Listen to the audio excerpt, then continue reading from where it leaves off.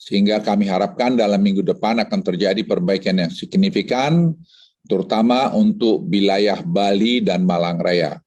Bali sampai hari ini saya kira menunjukkan hasil yang baik sekali karena mereka sudah bisa memindahkan hampir 1.400 teman-teman kita dari isoman ke isoter. Dan Malang Raya juga telah membuat progres dalam konteks ini. Terkait indikator kematian, saya perlu tegaskan bahwa terkait indikator kematian, saya perlu tegaskan bahwa kita tidak mengeluarkan indikator kematian secara permanen dalam evaluasi level PPKM di Jawa dan Bali. Sama sekali tidak. Kami sedang mengharmonisasi data ini atau cleansing data ini, sehingga kita harapkan dalam minggu depan itu akan bisa kita umumkan kembali. Indikator ini dikeluarkan sementara, indikator kematian, sejak minggu lalu untuk dilakukan perbaikan-perbaikan terutama dalam hal pelaporan, sehingga akurasi bisa lebih baik. Saya mau ambil contoh satu pada Bapak Ibu sekalian. Pada tanggal 10 Agustus 2021, ada satu kota yang angka kematiannya melonjak berlipat-lipat kali, di mana ternyata angka kematian tersebut 77% berasal dari periode Juli dan bulan-bulan sebelumnya. Kasus seperti ini banyak kita temukan di kabupaten lain.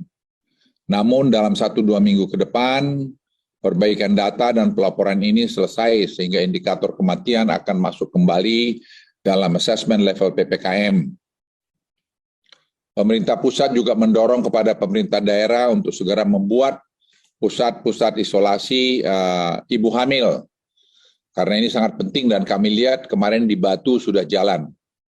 Proses prioritas vaksinasi kepada ibu hamil dan penyediaan fasilitas rumah sakit rujukan bagi ibu hamil yang terkonfirmasi positif untuk menekan angka kematian pada ibu hamil.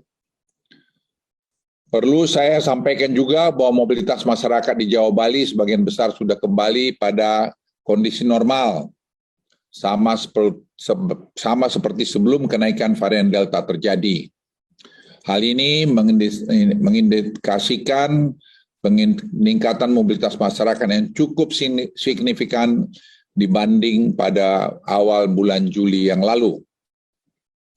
Di satu sisi menunjukkan ekonomi pulih dengan cepat, namun berisiko terhadap meningkatnya kasus pada 2-3 minggu ke depan.